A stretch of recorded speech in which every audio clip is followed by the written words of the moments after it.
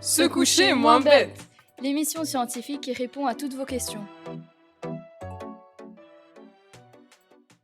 Bonjour Sarah. Bonjour Zainab, comment ça va? Je vais très bien, et bah écoute. Je voulais te demander, hier, t'as mangé quoi? Bon alors hier, ma mère elle m'a fait un très bon couscous tunisien. Oh, ça a l'air bon. Ben moi, j'ai mangé une salade et j'avais une expérience très particulière. Je coupais des oignons et j'ai commencé à pleurer. Ça me faisait très mal. Est-ce que tu sais pourquoi les oignons nous font-ils pleurer? Oui bah alors c'est très habituel, moi aussi ça m'arrive presque tous les jours, parce que j'aime trop les oignons.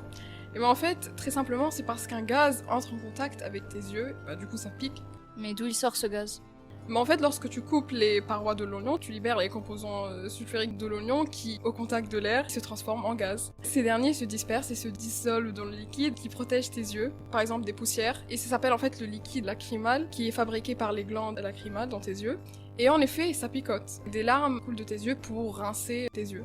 Mais ce liquide, pourquoi est-ce qu'il fait ça? C'est quoi ses composants chimiques? Bon alors d'une part, on retrouve dans l'oignon des composants sulfurés, et d'autre part, en coupant l'oignon, on libère alors une enzyme qui s'appelle l'alinase. Et cette dernière réagit alors avec les composés sulfurés de l'oignon et produit une espèce volatile qui s'échappe sous forme de gaz. Un gaz qui est agressif pour nos yeux car il se dissout dans le liquide lacrymal et il forme de l'acide sulfurique, très irritant. Cela provoque immédiatement une grande production de larmes pour rincer l'œil. Nos yeux ils se mettent à cligner pour améliorer le nettoyage. Mais j'aime pas cette sensation du tout, hein. Chaque fois que je coupe des oignons, c'est le liquide lacrymal et l'acide sulfuré, mais est-ce qu'il y a moyen d'empêcher la production de ce gaz pour protéger nos yeux? Alors justement, des chercheurs dans un laboratoire néo-zélandais cherchent à désactiver l'enzyme de l'alinase complètement. Complètement désactiver l'enzyme?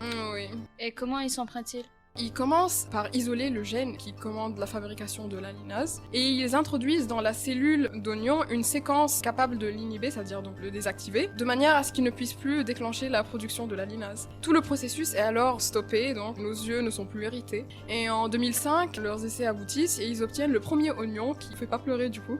2005, c'est depuis 17 ans ça. Si les recherches aboutissent, pourquoi j'ai pas vu de ces oignons qui font pas pleurer dans les centres commerciaux? Les rechercheurs disent qu'il nous reste encore 10 à 15 ans qui sont nécessaires avant la mise en marché de l'oignon qui ne fait pas pleurer. Et c'est pour une raison très simple. En fait, l'oignon est une plante qui est biannuelle et donc qui ne produit des graines que tous les 2 ans. Je savais pas ça.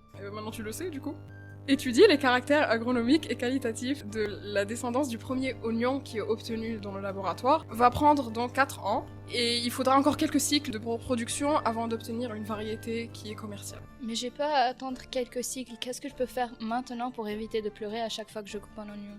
Moi je me rappelle, ma grand-mère elle le mettait dans le congélateur pour 10 minutes, ou bien tu peux l'éplucher sous l'eau ou dans une bassine. Il existe en fait plusieurs techniques, genre des petites astuces pour éviter de pleurer. La génétique est sûrement plus efficace, mais il faudra attendre encore 10 ans, 5 ans à peu près.